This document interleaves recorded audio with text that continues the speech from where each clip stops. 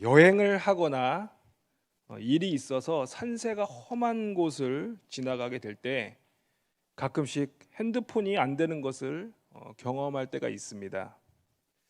우리나라는 그래도 땅이 좁아서 핸드폰 중개소가 곳곳에 설치되어 있어 핸드폰이 안 되는 곳이 거의 없습니다.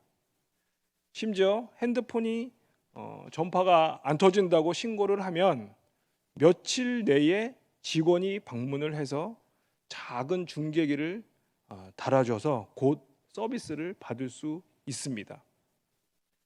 그런데 미국이나 땅이 넓은 나라를 여행하게 되면 고속도로나 또 사람이 많이 이용하는 길에서 벗어나게 될 때에 어김없이 핸드폰에 서비스 지역을 벗어났다는 경고 알람이 뜹니다.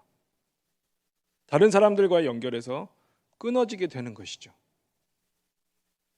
연결이 끊어지는 것을 생각하면 조난을 떠올릴 수 있습니다.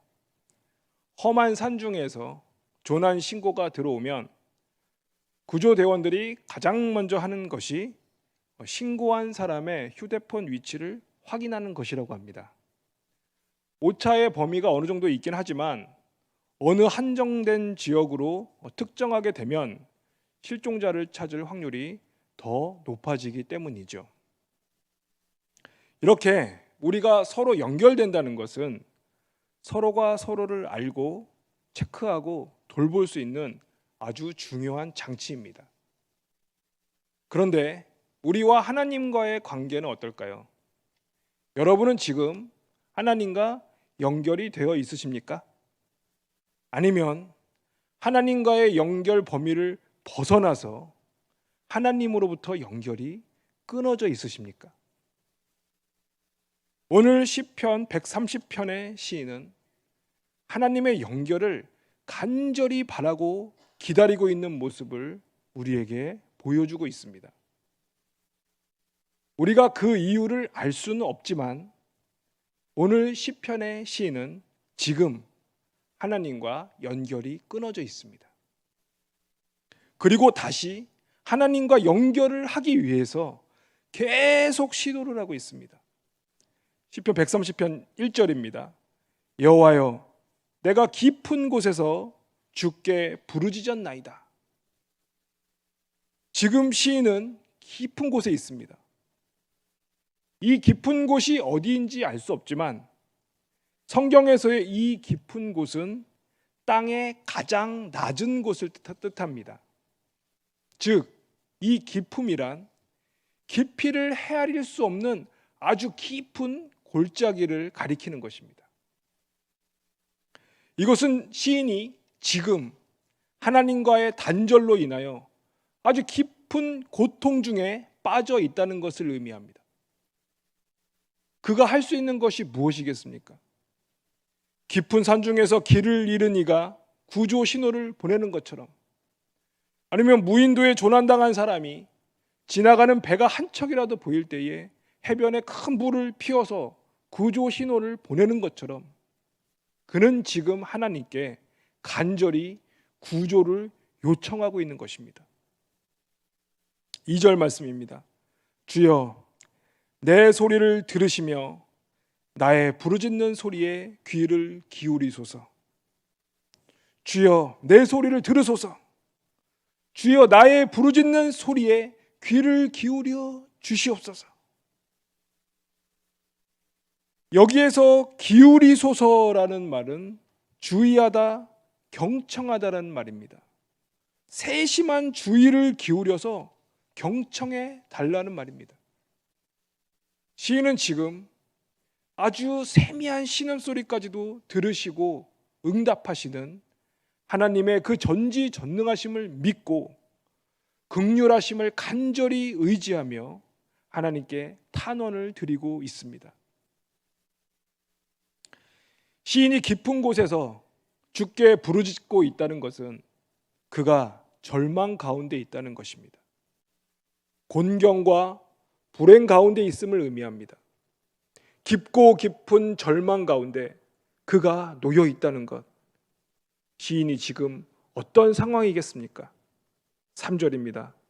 여호와여, 주께서 죄악을 지켜보실진데 주여 누가 서리이까? 그는 지금 죄 가운데 있는 것입니다. 죄로 인하여 죄의 깊은 곳에 빠져서 절망과 곤경이 온통 그를 꽁꽁 묶어서 하나님께로 한 발자국도 갈 수 없는 지경에 이른 것입니다. 혹자는 이 시편이 다윗의 시편이라고 합니다.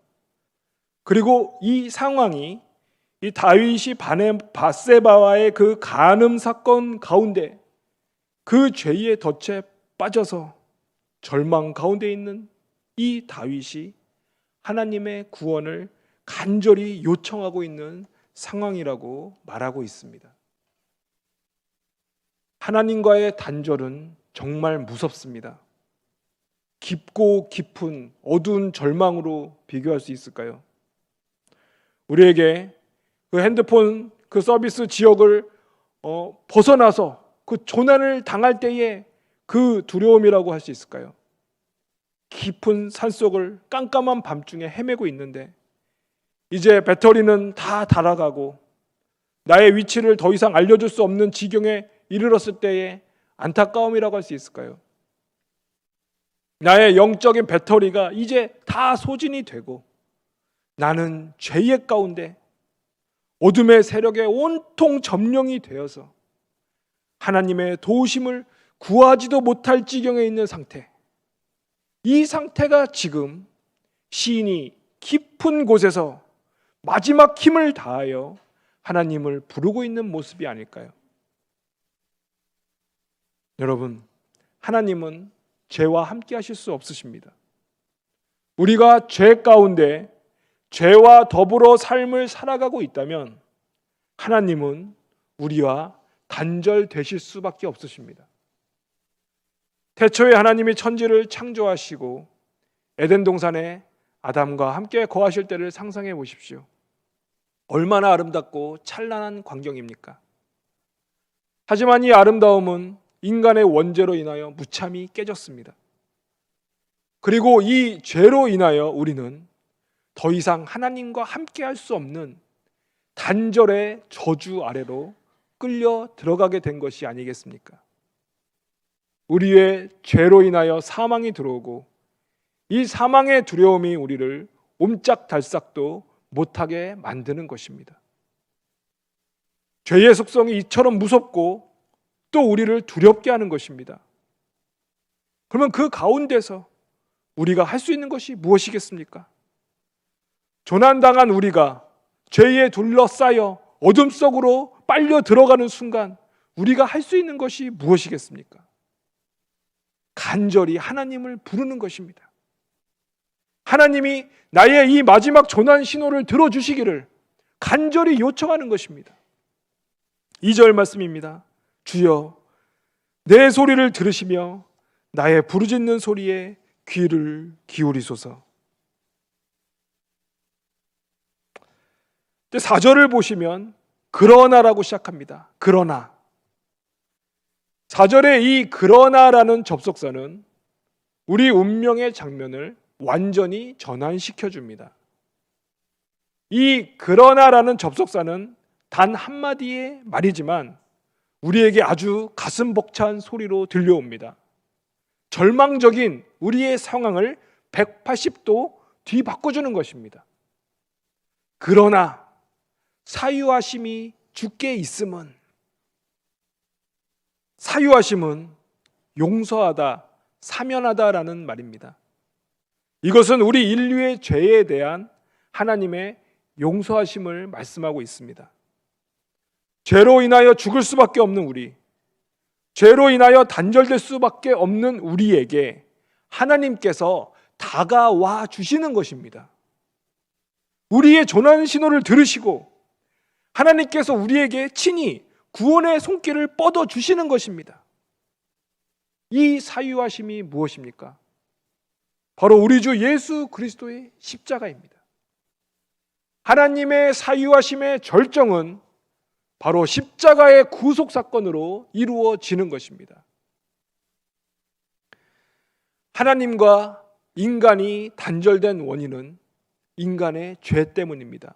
그러므로 인간이 다시 하나님과 연결을 하려면 가장 먼저 이 죄에 대한 문제를 해결해야 합니다. 이 죄가 하나님과 우리 사이에 없어져야 할 존재인 것입니다. 이를 위해서 하나님께서 친히 인간으로 성육신하셔서 우리에게 찾아오셨습니다. 그리고 십자가에 달려 죽으심으로 말미암아 죄의 용서, 구속의 역사를 이루셨습니다. 그러므로 이 하나님의 사유하심은 우리가 누릴 수 있는 가장 큰 축복입니다. 이것이 바로 복음입니다, 여러분. 더 이상 절망에 빠지지 아니하고, 더 이상 어두움과 두려움의 고통 가운데 놓이지 아니하고, 그리스도의 복음의 빛으로 우리가 나아갈 수 있게 된 것입니다. 죄의 문제가 해결되지 않은 사람은 그 죄의 굴레 안에서 영원히 고통 속에 놓이게 됩니다. 그렇기 때문에 시편 32편 1절에서 시편 기자는 이렇게 노래하고 있습니다. 허물의 사함을 얻고 그 죄의 가리움을 받은 자는 복이 있도다. 아멘. 사랑하는 여러분, 이 하나님의 구원의 은혜에 더욱 감사해야 할 것입니다. 그리고 감사를 넘어 하나님을 더욱 높이고 경외해야 할 것입니다. 바로 4절 말씀입니다. 그러나 사유하심이 주께 있음은 주를 경외하게 하심이니이다. 하나님의 이 엄청난 구원의 경륜을 우리가 어떻게 이해할 수가 있겠습니까? 하나님의 이 엄청난 구원의 사랑을 우리가 어떻게 헤아릴 수가 있겠습니까? 그저 우리는 주를 경외하고 감사를 올려드릴 뿐입니다. 경배와 찬양과 영광을 올려드릴 뿐입니다. 하나님의 이 구원의 은혜를 절대 잊지 마십시오. 이 구원의 은혜에 더욱 감사하는 우리 모두가 되시기를 바랍니다. 그렇다면 어떻게 우리가 이 은혜를 잊지 않고 감사하는 삶을 살 수 있겠습니까? 5절 말씀입니다. 나 곧 내 영혼은 여호와를 기다리며 나는 주의 말씀을 바라는도다. 우리가 할 수 있는 것은 하나님을 기다리는 것입니다. 하나님의 말씀을 바라는 것입니다. 하나님과 연결되어서 하나님을 만나고 하나님의 말씀을 듣는 것입니다. 하나님을 간절히 기다리는 것입니다. 등불을 들고 신랑을 기다리는 신부처럼 우리의 모든 것을 가장 아름답게 준비하고 우리 하나님을, 우리 주님을 기다리는 것입니다. 이것을 오늘 시편의 기자는 이렇게 아름답게 노래합니다. 6절 말씀입니다. 파수꾼이 아침을 기다림보다 내 영혼이 주를 더 기다리나니 참으로 파수꾼이 아침을 기다림보다 더하도다. 여러분, 파수꾼이 되어 보셨습니까? 요즘 이야기로 하면 휴전선을 지키는 군인들이라고 해야 할까요? 군에 있을 때 남자분들은 다들 야간 근무를 서 보셨을 것입니다. 특히나 추운 겨울, 영하 10도를 넘어가는 그 참혹한 그 겨울의 바람 속에서 나라를 지키기 위해 야간 근무를 서는 모든 군인들에게 가장 기다려지는 것이 무엇일까요? 아침입니다. 상황이 해제되는 것입니다. 야간 근무가 끝나고 따뜻한 막사로 안전하게 돌아가는 것입니다. 밤새 몰아치는 추위 때문에 발가락과 손가락이 아프고 코끝에 감각이 없어지고 귀가 떨어져 나갈 것 같이 아픈 그 순간 간절히 기다리는 것은 이 경계 근무가 끝나는 것입니다. 이처럼, 아니 이보다 더 간절히 우리의 영혼이 주님을 기다리고 있습니다. 우리의 영혼이 어둠 가운데서 갈갈이 찢어질 것 같은 고통 중에 있습니다. 죄 가운데 허덕이며 하나님의 그 은혜의 흔적을 찾으려고 발버둥 치고 있습니다. 주님, 어서 찾아와 주십시오. 십자가의 보혈로 나를 인치시고 영원한 생명으로 나를 인도하소서. 지금 시인은 이렇게 노래하고 있는 것입니다. 여러분, 바로 이 기다림이 하나님을 경외하는 성도들의 자세입니다. 이 기다림은 복된 것입니다. 왜냐하면 기다림은 믿음을 연단하고 믿음은 연단으로 인하여 성장하기 때문입니다. 그러기에 이 절망 가운데 하나님을 기다리는 것은 우리의 믿음을 더욱 견고하게 합니다. 다윗을 보십시오. 사무엘에게 기름 부음을 받은 다윗은 이제 이스라엘의 왕이 되어야 할 것인데 그를 기다리고 있는 것은 광야에 숨어 사는 도망자의 삶이었습니다. 사무엘상 21장에서 26장에까지 이르는 이 광야 생활은 그가 이스라엘 왕으로서의 자격을 테스트하는 과정이었으며 또한 다윗을 훈련시키시는 하나님의 학교였습니다. 그는 하나님만을 의지하는 법을 배워야 했습니다. 많은 광야를 지나며 숨어 지냈고 사울을 피해 목숨을 연명하는 삶을 살아야 했습니다. 그러나 그는 그 절망 가운데서 하나님을 기다렸고 또 기다렸습니다. 시편 40편을 보십시오.